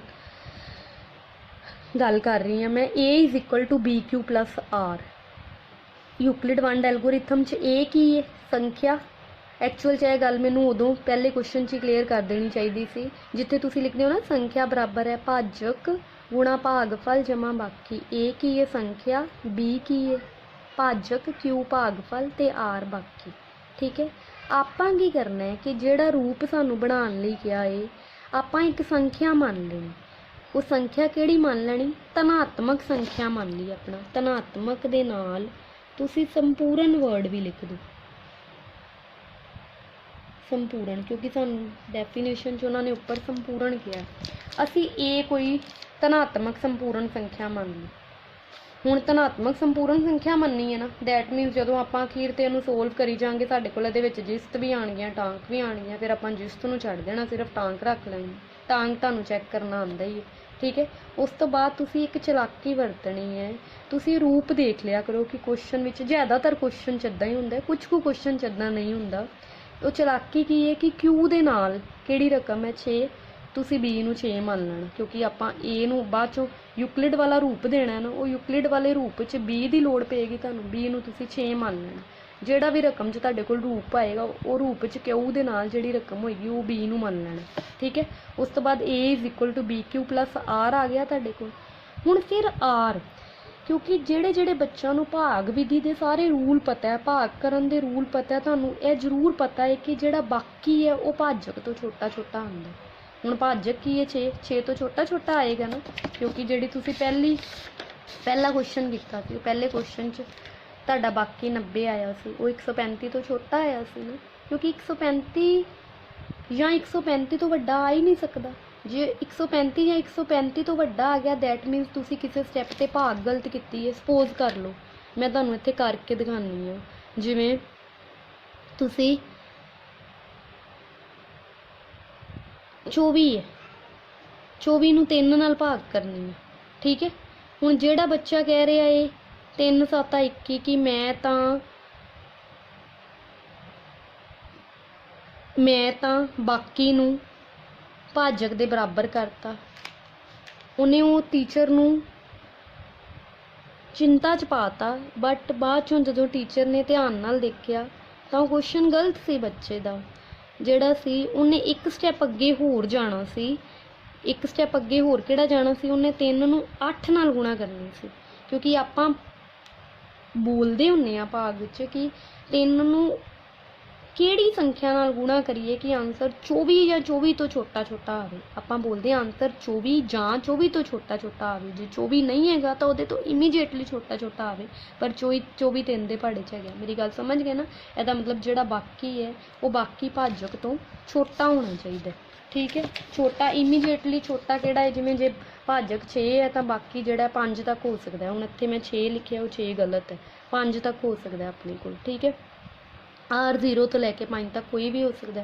ਇਹਨੂੰ ਦੂਜੇ ਸ਼ਬਦਾਂ 'ਚ ਕੀ ਲਿਖ ਸਕਦੇ ਹਾਂ? ਕਿਉਂਕਿ ਤੁਸੀਂ 10ਵੀਂ ਕਲਾਸ 'ਚ ਤੁਸੀਂ ਇੱਦਾਂ ਵੀ ਲਿਖ ਸਕਦੇ ਹੋ। ਜੇ ਨਹੀਂ ਲਿਖਣਾ ਆਉਂਦਾ ਕੋਈ ਗੱਲ ਨਹੀਂ ਹੈ, ਸਿੰਪਲ ਵਰਡਸ ਵਿੱਚ ਇੱਦਾਂ ਵੀ ਲਿਖ ਸਕਦੇ। ਅਤੇ ਜਿਹੜੇ ਬੱਚੇ ਲਿਖ ਸਕਦੇ ਉਹ ਜ਼ਰੂਰ ਲਿਖਣ ਕਿ ਆਰ ਜਿਹੜਾ ਹੈ ਉਹ 0 ਦੇ ਬਰਾਬਰ ਵੀ ਹੋ ਸਕਦਾ ਹੈ, ਕਿਉਂਕਿ ਬਾਕੀ 0 ਵੀ ਆ ਜਾਂਦਾ ਹੁੰਦਾ ਨਾ ਸਾਡੇ ਕੋਲ। 0 ਤੋਂ ਵੱਡਾ ਵੀ ਹੋ ਸਕਦਾ। ਕਿੱਥੇ ਤੱਕ ਵੱਡਾ ਹੋ ਸਕਦਾ? 6 ਤੋਂ ਛੋਟਾ ਛੋਟਾ। ਕਲੀਅਰ ਹੋ ਗਿਆ? ਅਤੇ ਕਿਉਂ ਤਾਂ ਤੁਹਾਨੂੰ ਪਤਾ ਹੀ ਹੈ, ਕੋਈ ਵੀ ਸੰਪੂਰਨ ਸੰਖਿਆ ਤੁਹਾਡੇ ਕੋਲ ਹੋ ਸਕਦੀ ਹੈ ਜਿਹੜਾ ਭਾਗਫਲ ਹੈ, ਠੀਕ ਹੈ। ਬਟ ਕਿਉਂ ਜਿਹੜਾ ਹੈ ਉਹ 0 ਦੇ ਬਰਾਬਰ ਹੋ ਸਕਦਾ ਜਾਂ 0 ਤੋਂ ਵੱਡਾ ਹੋ ਸਕਦਾ, ਮਾਈਨਸ 'ਚ ਨਹੀਂ ਹੋ ਸਕਦਾ, ਠੀਕ ਹੈ। ਉਸ ਤੋਂ ਬਾਅਦ ਕੀ ਹੋ ਗਿਆ ਆਪਣੇ ਕੋਲ? ਹੁਣ ਕਿਉਂਕਿ ਆਰ ਵਾਲੇ 5 ਕੇਸਿਸ ਹੈ ਨਾ, ਆਰ ਵਾਲੇ 6 ਕੇਸਿਸ ਹੈ, 0 ਵੀ ਹੈਗਾ। ਹੁਣ ਆਰ ਵਾਲੇ ਕੇਸਿਸ ਲਗਾ ਕੇ ਏ ਦੀ ਵੈਲਿਊ ਆਪਾਂ ਆਰ ਦੀ ਵੈਲਿਊ ਭਰੀ ਗਏ ਅਤੇ ਬੀ ਦੀ ਵੈਲਿਊ ਭਰੀ ਗਏ। ਏ ਸਾਡੇ ਕੋਲ 6Q + 0 6Q + 1 100 ਹੋਣ ਅੱਗੇ 6Q + 5 ਤੱਕ ਚਲਾ ਗਿਆ। ਹੁਣ ਦੇਖੋ 6Q + 0 ਦਾ ਮਤਲਬ ਤਾਂ 6Q ਹੀ ਹੈ, ਅਤੇ 6Q + 1 6Q + 2 ਇਹਨਾਂ 'ਚੋਂ ਜਿਹੜੀਆਂ ਤੁਹਾਨੂੰ ਸਿੱਧਾ ਹੀ ਜਿਸ ਸੰਖਿਆਵਾਂ ਦਿਖਦੀਆਂ ਪਈਆਂ ਉਹਨਾਂ ਨੂੰ ਛੱਡ ਦੇਣਾ। ਹੁਣ 6Q ਕਿਉਂਕਿ 2 ਦਾ ਗੁਣਾ ਜਾਂ 2 ਦੇ ਪਹਾੜੇ 'ਤੇ ਪੂਰਾ ਪੂਰਾ ਜਾ ਰਿਹਾ, ਇਹ ਵੀ 2 ਦੇ ਪਹਾੜੇ 'ਤੇ ਪੂਰਾ ਪੂਰਾ ਜਾ ਰਿਹਾ, ਇਹ ਵੀ 2 ਦੇ ਪਹਾੜੇ 'ਤੇ ਪੂਰਾ ਪੂਰਾ ਜਾ ਰਿਹਾ। ਆਪਾਂ ਇੱਥੇ ਕਰਕੇ ਦਿਖਾ ਲਿਆ, ਆਹ ਦੇਖੋ 2 ਸਾਂਝਾ ਨਿਕਲ ਰਿਹਾ, ਇਹਨਾਂ 'ਚੋਂ ਵੀ 2 ਸਾਂਝਾ ਨਿਕਲ ਰਿਹਾ, ਇਹਨਾਂ 'ਚੋਂ ਵੀ 2 ਸਾਂਝਾ ਨਿਕਲ ਰਿਹਾ। ਇਹਦਾ ਮਤਲਬ 2 ਇਹਦਾ ਵੀ ਗੁਣਨਖੰਡ ਹੈ, 2 ਇਹਦਾ ਵੀ ਗੁਣਨਖੰਡ ਹੈ, 2 ਇਹਦਾ ਮਤਲਬ ਇਹ ਤਾਂ ਜਿਸ ਸੰਖਿਆਵਾਂ ਹੀ ਹੋ ਗਈ। ਬਾਕੀ ਇਹਦਾ ਮਤਲਬ ਰਹਿ ਕਿਹੜੀਆਂ ਗਈਆਂ? ਟਾਂਗ ਸੰਖਿਆਵਾਂ। ਜੋ ਅਸੀਂ ਸਿੱਧ ਕਰਨਾ ਸੀ ਉਹ ਆ ਗਿਆ, ਠੀਕ ਹੈ। ਇਹਦਾ ਮਤਲਬ ਇਹ ਕੁਐਸਚਨ 'ਚ ਅਸੀਂ ਕੀ ਸਿੱਧ ਕਰਨਾ ਸੀ ਕਿ ਕੋਈ ਵੀ ਧਨਾਤਮਕ ਜਿਹੜੀ ਹੈ, ਕੋਈ ਵੀ ਧਨਾਤਮਕ ਟਾਂਗ ਸੰਪੂਰਨ ਸੰਖਿਆ 3 ਰੂਪਾਂ ਦੀ ਹੋ ਸਕਦੀ ਹੈ। ਆਪਾਂ ਕੀ ਕੀਤਾ? ਉਹ ਰੂਪ 'ਚੋਂ ਚਲਾਕੀ ਨਾਲ ਦੇਖ ਲਿਆ ਕਿ ਕਿਉ ਦੇ ਨਾਲ ਕੀ ਬੈਠਾ 6। ਆਪਾਂ ਕੋਈ ਵੀ ਇਹ ਸੰਖਿਆ ਏ ਮੰਨ ਲਈ ਧਨਾਤਮਕ ਸੰਖਿਆ ਸੰਪੂਰਨ ਸੰਖਿਆ, ਅਤੇ ਉਹਦੇ ਵਿੱਚ ਜਿਹੜਾ ਕਿਉ ਦੇ ਨਾਲ ਹੈ ਉਹਨੂੰ ਬੀ ਮੰਨ ਲਿਆ, ਠੀਕ ਹੈ। ਉਸ ਤੋਂ ਬਾਅਦ ਏ ਨੂੰ ਯੂਕਲਿਡ ਵਾਲਾ ਰੂਪ ਦੇ ਦਿੱਤਾ। ਯੂਕਲਿਡ ਵਾਲੇ ਰੂਪ ਵਿੱਚ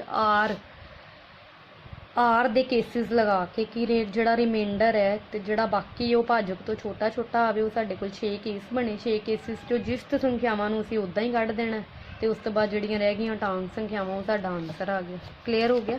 ਉਸ ਤੋਂ ਬਾਅਦ ਅਸੀਂ ਸੈਕਿੰਡ ਕੁਐਸਚਨ 'ਤੇ ਜਾਂਦੇ ਹਾਂ। ਸੈਕਿੰਡ ਕੁਐਸਚਨ ਬੇਟਾ ਮੈਂ ਤੁਹਾਨੂੰ ਕਰਕੇ ਨਹੀਂ ਦਿਖਾਵਾਂਗੀ, ਇਹ ਤੁਸੀਂ ਆਪ ਕਰੋਗੇ। ਮੈਂ ਤੁਹਾਨੂੰ ਸਮਝਾ ਦਿੰਦੀ ਹਾਂ ਕਿ ਇਹਦੇ 'ਚ ਕਿਹਾ ਕੀ ਗਿਆ। ਕਿਸੇ ਪਰੇਡ ਵਿੱਚ 616 ਆਦਮੀਆਂ ਲਈ ਇੱਕ ਸੈਨਾ ਦੀ ਟੁਕੜੀ ਨੇ 32 ਆਦਮੀਆਂ ਵਾਲੇ ਇੱਕ ਸੈਨਾ ਬੈਂਡ ਦੇ ਪਿੱਛੇ ਮਾਰਚ ਕਰਨਾ ਹੈ। 32 ਆਦਮੀਆਂ ਵਾਲਾ ਇੱਕ ਸੈਨਾ ਦਾ ਬੈਂਡ ਹੈ, ਸੈਨਾ ਦੇ ਬੈਂਡ ਵਿੱਚ 32 ਆਦਮੀ ਹੈ, ਉਹਨਾਂ ਦੇ ਪਿੱਛੇ 616 ਆਦਮੀਆਂ ਨੇ ਜਿਹੜਾ ਇਹ ਪਰੇਡ ਕਰਨੀ ਹੈ। ਹੁਣ ਦੋਵਾਂ ਸਮੂਹਾਂ ਨੇ ਬਰਾਬਰ ਗਿਣਤੀ ਵਾਲੇ ਸਤੰਭਾਂ ਵਿੱਚ ਮਾਰਚ ਕਰਨਾ ਹੈ। ਮੇਨ ਇਹ ਗੱਲ ਹੈ ਕਿ ਦੋਵਾਂ ਸਮੂਹਾਂ ਨੇ ਬਰਾਬਰ ਗਿਣਤੀ ਵਾਲੇ ਸਤੰਭਾਂ ਵਿੱਚ ਮਾਰਚ ਕਰਨਾ ਹੈ। ਜਿਵੇਂ ਸਪੋਜ਼ ਕਰ ਲਓ ਇਹ 32 ਹੈ, ਸੈਨਾ ਦਾ ਬੈਂਡ 32 ਹੈ। ਹੁਣ ਜੇ 5 ਛਿੱਕਾ 30 ਲਾਂਗੇ, 32 ਕਵਰ ਅਪ ਨਹੀਂ ਨਾ ਹੋਏ, ਮਤਲਬ ਅਸੀਂ ਇਹਨਾਂ ਦੇ ਖੜਨ ਦੀ ਰੈਕਟੈਂਗੂਲਰ ਫੋਰਮ ਉੱਦਾਂ ਦੀ ਬਣਾਉਣੀ ਹੈ ਕਿ ਇਹ ਕਵਰ ਹੋ ਜਾਵੇ ਗਿਣਤੀ। ਜਿਵੇਂ 8 ਚੌਕਾ 32 ਹੈ, ਉਹ ਕਵਰ ਹੋ ਗਏ। ਹੁਣ 8 ਚੌਕਾ 32 8 ਚੌਕਾ 32 ਮੀਨਸ ਕਿ 8 ਕਾਲਮਸ 4 ਰੋਜ਼ ਜਾਂ 4 ਕਾਲਮਸ 8 ਰੋਜ਼ ਜਿੱਦਾਂ ਵੀ ਖੜਾਣੇ ਚਾਹੇ उस अकॉर्डिंग ही पिछे 616 आदमियों ने खड़ना है कि कोई भी फालतू नहीं, बराबर गिनती वाले स्तंभ होने चाहिए। क्लीयर हो गया। उन्होंने कहा इन्हां स्तंभां ਦੀ ਵੱਧ ਤੋਂ ਵੱਧ गिनती होएगी जिस ਵਿੱਚ ਇਹ ਮਾਰਚ ਕਰ ਸਕਣ। ਹੁਣ ਵੱਧ ਤੋਂ ਵੱਧ ਗਿਣਤੀ, ਇੱਥੋਂ ਸੋਚੋ, ਵੱਧ ਤੋਂ ਵੱਧ ਗਿਣਤੀ। ਅਸੀਂ ਫਸਟ ਕੁਐਸਚਨ 'ਚ ਕੀ ਕੀਤਾ, ਹਾਈਐਸਟ ਕਾਮਨ ਫੈਕਟਰ। ਹੁਣ ਇਹਦਾ ਮਤਲਬ ਆਪਾਂ ਦੋਨਾਂ ਨੂੰ ਧਿਆਨ ਵਿੱਚ ਰੱਖ ਕੇ ਕਰਨਾ। ਹੁਣ ਜਿਵੇਂ ਮੈਂ 32 ਦੀ ਗੱਲ ਤੁਹਾਨੂੰ ਕੀਤੀ, 8 ਚੌਕਾ 32, ਉਹ ਤਾਂ ਸਿਰਫ ਇੱਕ ਸੰਖਿਆ ਲਈ ਹੈ, 8 ਚੌਕਾ 32, पर 616 ਨੂੰ ਵੀ 32 ਦੇ ਅਕੋਰਡਿੰਗ ਧਿਆਨ 'ਚ ਲਿਆਉਣਾ ਹੈ। ਇਹਦਾ ਮਤਲਬ ਦੋਨਾਂ ਸੰਖਿਆਵਾਂ ਨੂੰ ਨਾਲ ਲੈ ਕੇ ਕਰਨਾ ਹੈ ਕਿ ਦੋਨੋਂ ਸੰਖਿਆਵਾਂ ਰੈਕਟੈਂਗੂਲਰ ਫਾਰਮ 'ਚ ਕਵਰ ਅਪ ਹੋ ਜਾਣ। ਇਹਦਾ ਮਤਲਬ ਵੱਧ ਤੋਂ ਵੱਧ ਮੀਨਸ ਹਾਈਐਸਟ, ਦੋਨਾਂ 'ਚੋਂ ਵੱਧ ਤੋਂ ਵੱਧ ਹਾਈਐਸਟ ਕਾਮਨ ਫੈਕਟਰ ਕੱਢਣਾ ਹੈ। ਦੋਨਾਂ ਸੰਖਿਆਵਾਂ ਤੋਂ ਵੱਧ ਸਾਂਝਾ ਗੁਣਨਖੰਡ ਕੱਢਣਾ। ਜਦੋਂ ਵੀ ਵੱਧ ਤੋਂ ਵੱਧ ਪੁੱਛ ਲੈਣ ਨਾ, ਤੁਸੀਂ HCF ਕੱਢਿਆ ਕਰਨਾ। ਤੁਸੀਂ 616 ਤੇ 32 ਦੇ ਅਕੋਰਡਿੰਗ ਵੱਧ ਤੋਂ ਵੱਧ ਕਾਲਮਸ ਕੱਢ ਦੇਣੇ ਆ, ਤੇ ਵੱਧ ਤੋਂ ਵੱਧ ਜਿਹੜੀ ਇਹ ਗਿਣਤੀ ਕਾਲਮ ਸੀ, ਉਹ ਸਤੰਭਾਂ ਨੂੰ ਕਾਲਮਸ ਕਹਿੰਦੇ ਆ। ਉਹੀ ਤੁਹਾਡਾ ਜਿਹੜਾ ਮਹੱਤਵ ਆਏਗਾ, ਉਹੀ ਆਨਸਰ ਤੁਹਾਡੇ ਕਾਲਮਸ ਦਾ। ਸਤੰਭਾਂ ਦੀ ਗਿਣਤੀ ਉਨੀ ਹੋਏਗੀ। ਐਨ ਆਰਮੀ ਕੰਟਿੰਜੈਂਟ ਮੀਨਸ ਸੈਨਾ ਦੀ ਟੁਕੜੀ ਉਹ 16 members is to march behind an army band of 32 members in a parade। ਇੱਕ ਪਰੇਡ ਵਿੱਚ 32 ਆਦਮੀਆਂ ਦੇ ਆਰਮੀ ਦੇ ਬੈਂਡ ਦੇ ਪਿੱਛੇ 616 ਆਦਮੀਆਂ ਦੀ ਸੈਨਾ ਦੀ ਟੁਕੜੀ ਨੇ ਮਾਰਚ ਕਰਨਾ ਹੈ। ਕਹਿੰਦੇ ਦੋਨੋਂ ਗਰੁੱਪਸ ਆਪਸ ਵਿੱਚ ਕਿੱਦਾਂ ਖੜਨ ਕਿ ਜਿਹੜਾ 32 ਆਦਮੀਆਂ ਦੇ ਸੈਨਾ ਦੇ ਬੈਂਡ ਦੇ ਪਿੱਛੇ ਹੀ 616 ਆਦਮੀਆਂ ਨੇ ਖੜਨਾ ਹੈ, ਤੇ ਖੜਨਾ ਵੀ ਪੂਰੇ ਇੱਕ ਦੂਜੇ ਨੂੰ ਕਵਰ ਅਪ ਕਰ ਲੈਣ ਕਿ ਕੋਈ ਵੀ ਐਕਸਟਰਾ ਇੱਧਰ ਉੱਧਰ ਨਾ ਹੋਵੇ। ਕਲੀਅਰ ਹੋ ਗਿਆ। ਕਹਿੰਦੇ ਤਾਂ ਵੱਧ ਤੋਂ ਵੱਧ ਜਿਹੜੇ ਹੈ ਸਾਡੇ ਕੋਲ ਕਾਲਮਸ ਕਿੰਨੇ ਹੋਣਗੇ, ਜਦੋਂ ਵੱਧ ਤੋਂ ਵੱਧ ਦੀ ਗੱਲ ਪੁੱਛ ਲੈਣ ਦੈਟ ਮੀਨਸ ਤੁਸੀਂ ਹਾਈਐਸਟ ਕਾਮਨ ਫੈਕਟਰ ਕੱਢਣਾ। ਹੁਣ ਤੁਹਾਡਾ ਹੋਮਵਰਕ ਹੈ, ਤੁਸੀਂ 616 ਤੇ 32 ਦਾ HCF ਕੱਢ ਦੇਣਾ। ਇੱਧਰ 616 ਵਿੱਚ ਰੱਖੋਗੇ, 32 ਸਾਈਡ ਤੇ ਰੱਖੋਗੇ, ਫਿਰ ਇਹਨੂੰ ਲਿਖਤੀ ਰੂਪ ਵਿੱਚ ਯੂਕਲਿਡ ਵੰਡ ਐਲਗੋਰਿਥਮ ਨਾਲ ਕੱਢ ਦਿਓ। ਜਿਹੜੇ ਸਟੈਪ ਤੇ ਜਾ ਕੇ ਤੁਹਾਡਾ ਬਾਕੀ 0 ਆ ਗਿਆ, ਉਹ ਸਟੈਪ ਦਾ ਜਿਹੜਾ ਭਾਜਕ ਹੈ ਉਹ ਤੁਹਾਡਾ ਮਹੱਤਵ ਹੋ ਗਿਆ, ਤੇ ਮਹੱਤਵ ਜਿਹੜਾ ਆਏਗਾ ਉਹੀ ਵੱਧ ਤੋਂ ਵੱਧ ਸਤੰਭਾਂ ਦੀ ਗਿਣਤੀ ਹੋਏਗੀ। ਠੀਕ ਹੈ। ਉਸ ਤੋਂ ਬਾਅਦ ਨੈਕਸਟ ਕੁਐਸਚਨ ਹੈ ਬੱਚੇ, ਯੂਕਲਿਡ ਵੰਡ ਪਰਮੇਕਾ। ਯੂਕਲਿਡ ਵੰਡ ਪਰਮੇਕਾ ਤੁਸੀਂ ਪਹਿਲਾਂ ਕੀ ਕੀਤਾ ਸੀ, ਯੂਕਲਿਡ ਵੰਡ ਐਲਗੋਰਿਥਮ ਨੂੰ ਪਰਮੇਕਾ ਵੀ ਕਹਿੰਦੇ ਆ, ਯੂਕਲਿਡ ਡਿਵੀਜ਼ਨ ਲੈਮਾ ਵੀ ਕਹਿੰਦੇ ਆ। ਯੂਕਲਿਡ ਵੰਡ ਪਰਮੇਕਾ ਦਾ ਪ੍ਰਯੋਗ ਕਰਕੇ ਆਪਾਂ ਦਿਖਾਣਾ ਹੈ ਕਿ ਕੋਈ ਵੀ ਜਿਹੜੀ ਧਨਾਤਮਕ ਸੰਪੂਰਨ ਸੰਖਿਆ ਹੈ, ਜਦੋਂ ਅਸੀਂ ਉਹਦਾ ਵਰਗ ਕਰਦੇ ਹਾਂ ਤਾਂ ਉਹ ਦੋ ਰੂਪਾਂ ਦਾ ਆਪਾਂ ਦਿਖਾਣਾ ਹੈ, ਜਾਂ 3m ਦੇ ਰੂਪ ਦਾ ਜਾਂ 3m ਜਮਾ 1 ਦੇ ਰੂਪ ਦਾ ਦਿਖਾਣਾ ਹੈ, ਜਿੱਥੇ m ਕੋਈ ਵੀ ਸੰਪੂਰਨ ਸੰਖਿਆ ਹੈ। ਠੀਕ ਹੈ। ਆਪਾਂ ਹੁਣ ਪਿਛਲੇ ਕੁਐਸਚਨ ਕੀ ਕੀਤਾ ਸੀ, ਕੋਈ ਧਨਾਤਮਕ ਟਾਂਕ ਸੰਪੂਰਨ ਸੰਖਿਆ ਦਿਖਾਈ ਸੀ, ਉਹਦਾ ਰੂਪ ਜਿਵੇਂ 6q ਜਮਾ 1 6q ਜਮਾ 3 6q ਜਮਾ 5 ਦੇ ਰੂਪ ਦਾ ਦਿਖਾਇਆ ਸੀ। ਹੁਣ ਇੱਥੇ ਕੋਈ ਵੀ ਧਨਾਤਮਕ ਸੰਪੂਰਨ ਸੰਖਿਆ, ਤੇ ਟਾਂਕ ਜਿਸ ਦੀ ਗੱਲ ਨਹੀਂ ਹੋ ਰਹੀ, ਧਨਾਤਮਕ ਸੰਪੂਰਨ ਸੰਖਿਆ ਉਹਦਾ ਵਰਗ ਦਿਖਾਣਾ ਹੈ। ਇਹਦਾ ਮਤਲਬ ਕੋਈ ਸੰਖਿਆ ਲੈ ਕੇ ਅਸੀਂ ਉਹਦਾ ਵਰਗ ਵੀ ਕਰਕੇ ਦਿਖਾਣਾ ਹੈ, ਉਹ ਇਹ ਦੋ ਰੂਪਾਂ ਦਾ ਦਿਖਾਣਾ ਹੈ। ਥੋੜਾ ਜਿਹਾ ਉਹ ਕੁਐਸਚਨ ਨਾਲੋਂ ਲੈਂਥੀ ਹੋਏਗਾ ਬੱਚੇ। ਇਹਦੇ ਵਿੱਚ ਕੀ ਹੈ, ਫਿਰ ਸਟਾਰਟਿੰਗ ਵਿੱਚ ਕੁਐਸਚਨ ਸ਼ੁਰੂ ਕਿੱਥੋਂ ਕਰਨਾ ਹੈ, ਕਿਉਂਕਿ ਕੋਈ ਧਨਾਤਮਕ ਸੰਪੂਰਨ ਸੰਖਿਆ ਹੈ ਨਾ, ਕੋਈ ਧਨਾਤਮਕ ਸੰਪੂਰਨ ਸੰਖਿਆ ਆਪਾਂ A ਨੂੰ ਮੰਨ ਲਿਆ ਧਨਾਤਮਕ ਸੰਪੂਰਨ ਸੰਖਿਆ। ਉਸ ਤੋਂ ਬਾਅਦ ਮੈਂ ਤੁਹਾਨੂੰ ਕੀ ਕਿਹਾ ਸੀ ਕਿ ਜ਼ਿਆਦਾਤਰ ਕੁਐਸਚਨ 'ਚ ਆਪਣੇ ਕੀ ਹੋਇਆ ਕਰਨਾ ਹੈ, M ਜਾਂ Q ਦੇ ਨਾਲ ਜਿਹੜੀ ਵੀ ਸੰਖਿਆ ਬੈਠੀ ਹੈ ਉਹਨੂੰ ਅਸੀਂ ਭਾਜਕ ਮੰਨ ਲੈਣਾ, B ਭਾਜਕ ਹੁੰਦਾ ਨਾ। ਉਸ ਤੋਂ ਬਾਅਦ A ਨੂੰ ਯੂਕਲਿਡ ਵਾਲਾ ਜਦੋਂ ਰੂਪ ਦੇਣਾ ਹੈ, ਉਹਦੇ 'ਚ A ਕੀ ਆ ਗਿਆ 3q + r, ਜਿੱਥੇ 3 ਕੀ ਹੈ ਭਾਜਕ ਹੈ। ਉਸ ਤੋਂ ਬਾਅਦ Q ਜਿਹੜਾ ਹੈ ਉਹ 0 ਤੋਂ ਵੱਡਾ ਵੀ ਹੋ ਸਕਦਾ ਹੈ ਤੇ 0 ਦੇ ਬਰਾਬਰ ਵੀ ਹੋ ਸਕਦਾ ਹੈ, ਤੇ R ਦੇ 3 ਰੂਪ ਹੋ ਸਕਦੇ ਆ 0 1 2। ਠੀਕ ਹੈ। ਇਹਨੂੰ ਹੁਣ ਮੈਂ ਡਿਟੇਲ 'ਚ ਨਹੀਂ ਜਾਵਾਂਗੀ, ਤੁਹਾਨੂੰ ਪਹਿਲੇ ਕੁਐਸਚਨ 'ਚ ਬੜੀ ਡਿਟੇਲ ਵਿੱਚ ਸਮਝਾ ਚੁੱਕੀ ਹਾਂ, ਤੇ ਤੁਹਾਨੂੰ ਪਤਾ ਵੀ ਹੈ ਕਿ R ਜਿਹੜਾ ਰਿਮਾਈਂਡਰ ਹੈ ਉਹ ਭਾਜਕ ਤੋਂ ਛੋਟਾ ਹੁੰਦਾ। ਭਾਜਕ ਕਿੰਨਾ 3, ਤਾਂ ਕਰਕੇ 3 ਤੋਂ ਛੋਟੇ ਰੂਪ ਕਿਹੜੇ ਆ ਗਏ 0 1 ਤੇ 2। ਇਹਦਾ ਮਤਲਬ 3 ਕੇਸਿਸ ਨੂੰ ਆਪਾਂ ਅਲੱਗ-ਅਲੱਗ ਡਿਸਕਸ ਕਰ ਲੈਣਾ। ਇਹ ਕੁਐਸਚਨ ਦੇ 3 ਕੇਸਿਸ ਬਣ ਗਏ। ਪਿਛਲੇ ਕੇਸ 'ਚ 6 ਕੇਸ ਬਣੇ ਸੀ ਕਿਉਂਕਿ ਉਹਦੇ 'ਚ ਭਾਜਕ 6 ਸੀ, ਤਾਂ 0 ਤੋਂ ਲੈ ਕੇ 5 ਤੱਕ ਉਹ 6 ਕੇਸ ਬਣ ਗਏ ਸੀ। ਇੱਦਾਂ ਹੀ ਇਹ ਵਾਲੇ ਕੁਐਸਚਨ ਵਿੱਚ ਭਾਜਕ 3 ਹੈ, ਤਾਂ ਕਰਕੇ ਇਹਦੇ 'ਚ 0 1 2 3 ਕੇਸ ਬਣੇ। ਹੁਣ ਇਹਦੇ 'ਚ 3 ਕੇਸ ਹੈ, ਬਟ 3 ਕੇਸਾਂ ਨੇ ਅੱਗੇ ਫਿਰ ਜਾਣਾ ਕਿਉਂਕਿ ਆਪਾਂ ਨੂੰ ਸੰਖਿਆ ਦਾ ਵਰਗ ਕਿਹਾ ਹੋਇਆ ਸੀ। ਉਹ 3 ਕੇਸਾਂ ਨੇ ਅੱਗੇ ਜਾਣਾ। ਜਿਵੇਂ ਫਸਟ ਕੇਸ ਹੈ A = 3q, 3q ਹੈ। ਹੁਣ ਕਿਉਂਕਿ ਆਪਾਂ ਵਰਗ ਦੀ ਗੱਲ ਕਰਨੀ ਹੈ ਤਾਂ ਦੋਨੋਂ ਪਾਸੇ ਵਰਗ ਲੈਣਾ, ਕਿਉਂਕਿ ਆਪਾਂ ਮੈਥ 'ਚ ਕੋਈ ਵੀ ਆਇਡੈਂਟੀਟੀ ਲਗਾਉਂਦੇ ਹਾਂ, ਸਮੀਕਰਨ ਦੇ ਵਿੱਚ ਲਗਾਉਂਦੇ ਹਾਂ, ਤਾਂ ਸਮੀਕਰਨ ਨੂੰ ਦੋਨੋਂ ਪਾਸੇ ਸੇਮ ਰੱਖ ਕੇ ਕਰਦੇ ਹਾਂ ਤਾਂ ਕਿ ਸਾਨੂੰ ਸਮੀਕਰਨ ਨੂੰ ਕੋਈ ਫਰਕ ਨਾ ਪਵੇ। A = 3q ਹੈ, ਦੋਨੋਂ ਪਾਸੇ ਵਰਗ ਲੈ ਲਿਆ, ਮੀਨਸ ਸਕੁਆਇਰਿੰਗ ਬੋਥ ਸਾਈਡਸ। ਹੁਣ ए ਦਾ ਵਰਗ ਕੀਤਾ। ਵਰਗ ਦਾ ਮਤਲਬ ਤੁਹਾਨੂੰ ਪਤਾ ਹੈ 10ਵੀਂ ਕਲਾਸ 'ਚ, ਕਿਉਂਕਿ ਤੁਸੀਂ ਪੜ੍ਹਦੇ ਹੋ।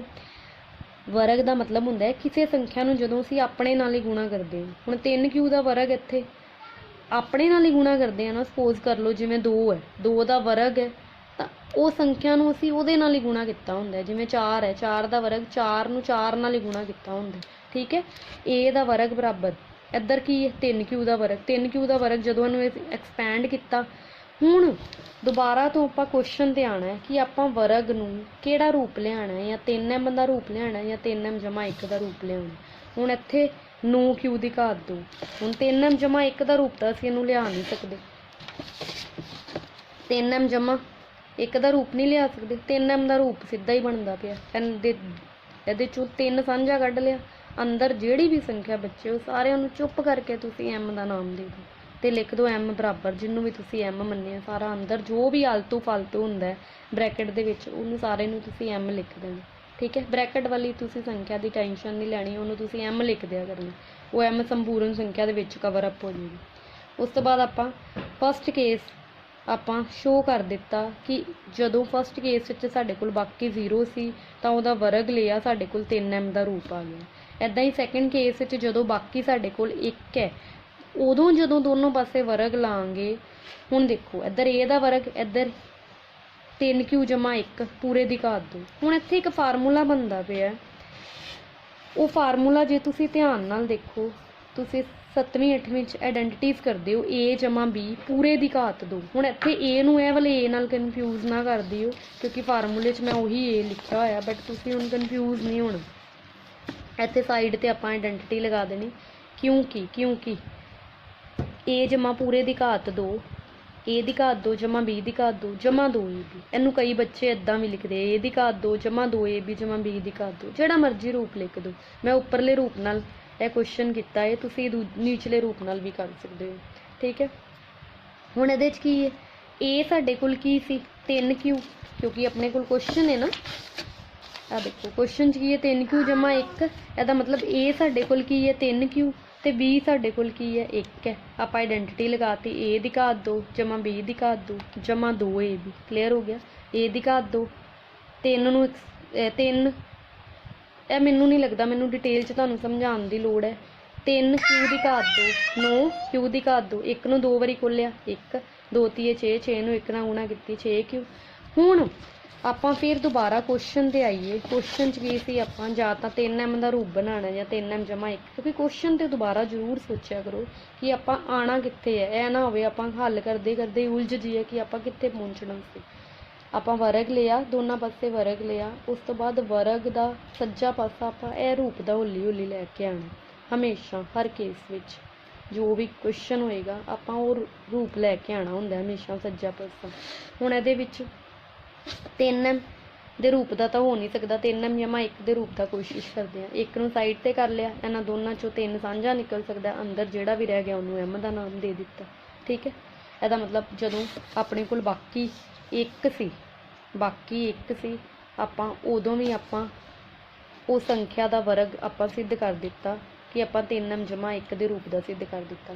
ਉਸ ਤੋਂ ਬਾਅਦ ਜਦੋਂ ਬਾਕੀ ਸਾਡੇ ਕੋਲ ਆ ਗਿਆ 2 ਆ ਗਿਆ, ਉਸ ਤੋਂ ਬਾਅਦ ਫਿਰ ਅਸੀਂ ਦੋਨੋਂ ਪਾਸੇ ਵਰਗ ਲੈ ਕੇ ਕੀਤਾ। ਫਿਰ ਆਪਾਂ ਨੂੰ ਦੁਬਾਰਾ ਉਹ ਵਾਲੀ ਆਇਡੈਂਟੀਟੀ ਲਿਖਣ ਦੀ ਲੋੜ ਨਹੀਂ, ਕਿਉਂਕਿ ਇੱਕ ਵਾਰ ਆਪਾਂ ਐਗਜ਼ਾਮੀਨਰ ਨੂੰ ਸਮਝਾਤਾ। ਉਸ ਤੋਂ ਬਾਅਦ ਦੁਬਾਰਾ ਲਿਖਣ ਦੀ ਲੋੜ ਨਹੀਂ।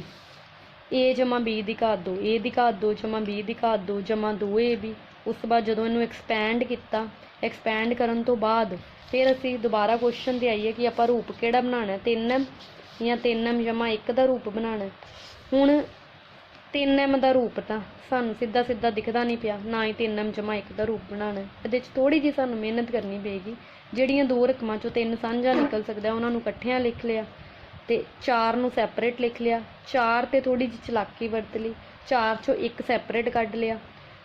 4 ਚੋਂ ਚਲਾਕੀ ਵਰਤਣ ਨਾਲ ਸਾਡੇ ਕੋਲ 1 ਵੀ ਸੈਪਰੇਟ ਹੋ ਗਿਆ ਤੇ ਇੱਧਰੋਂ ਸਾਡੇ ਕੋਲ 3 ਵਾਲਾ ਵੀ ਗੁਣਨਖੰਡ ਨਿਕਲ ਗਿਆ। ਸਾਡੇ ਦੋਨੋਂ ਕੰਮ ਬਣ ਗਏ 4 ਨੂੰ ਤੋੜਨ ਨਾਲ। ਇੱਧਰੋਂ 3 ਸਾਂਝਾ ਕੱਢ ਲਿਆ ਤਿੰਨਾਂ ਰਕਮਾਂ 'ਚੋਂ, ਇੱਧਰੋਂ 1 ਨੂੰ ਸੈਪਰੇਟ ਲਿਖਿਆ ਰਹਿਣ ਦਿੱਤਾ, ਸਾਡੇ ਕੋਲ 3m ਜਮਾ 1 ਦਾ ਰੂਪ ਬਣ ਗਿਆ। ਤੇ ਅੰਦਰ ਬ੍ਰੈਕਟ ਵਾਲੀ ਜਿਹੜੀ ਸਾਰੀ ਰਕਮਾਂ ਨੂੰ m ਦਾ ਨਾਮ ਦੇ ਦਿੱਤਾ, ਸਾਡਾ ਸਿੱਧ ਹੋ ਗਿਆ। ਲਾਸਟ ਤੇ ਜ਼ਰੂਰ ਲਿਖ ਦਿਆ ਕਰੋ ਕਿ ਜਦੋਂ ਸਾਰਾ ਸਾਡਾ ਕੁਐਸਚਨ ਹੋ ਜਾਂਦਾ ਸਟੇਟਮੈਂਟ ਦੇ ਅਕੋਰਡਿੰਗ ਜੋ ਐਗਜ਼ਾਮੀਨਰ ਸਾਡੇ ਤੋਂ ਚਾਹੁੰਦਾ ਹੁੰਦਾ ਉਹ ਸਾਰਾ ਲਿਖ ਦਿਆ ਕਰੋ। ਇਸ ਲਈ ਕੋਈ ਵੀ ਧਨਾਤਮਕ ਸੰਪੂਰਨ ਸੰਖਿਆ ਜਿਹੜੀ ਅਸੀਂ ਮੰਨੀ ਸੀ ਉਹਦਾ ਵਰਗ ਅਸੀਂ ਇਹ ਦੋ ਰੂਪਾਂ ਦਾ ਦਿਖਾਤਾ। ਬਸ ਬੱਚੇ, ਹੁਣ ਜਿਹੜੇ ਵੀ ਕੁਐਸਚਨ ਤੁਹਾਡੇ ਐਕਸਰਸਾਈਜ਼ ਦੇ ਰਹਿ ਗਏ ਉਹ ਉਮੀਦ ਕਰਦੀ ਹਾਂ ਕਿ ਤੁਸੀਂ ਖੁਦ ਕੋਸ਼ਿਸ਼ ਕਰੋਗੇ ਕਰਨ ਦੀ। ਜੇ ਕੋਈ ਵੀ ਡਾਊਟ ਹੋਇਆ ਤਾਂ ਆਪਾਂ ਨੈਕਸਟ ਅੱਗੇ ਡਿਸਕਸ ਕਰ ਲਾਂਗੇ ਬੱਚੇ। ਸਤਿ ਸ਼੍ਰੀ ਅਕਾਲ ਸਾਰਿਆਂ ਨੂੰ।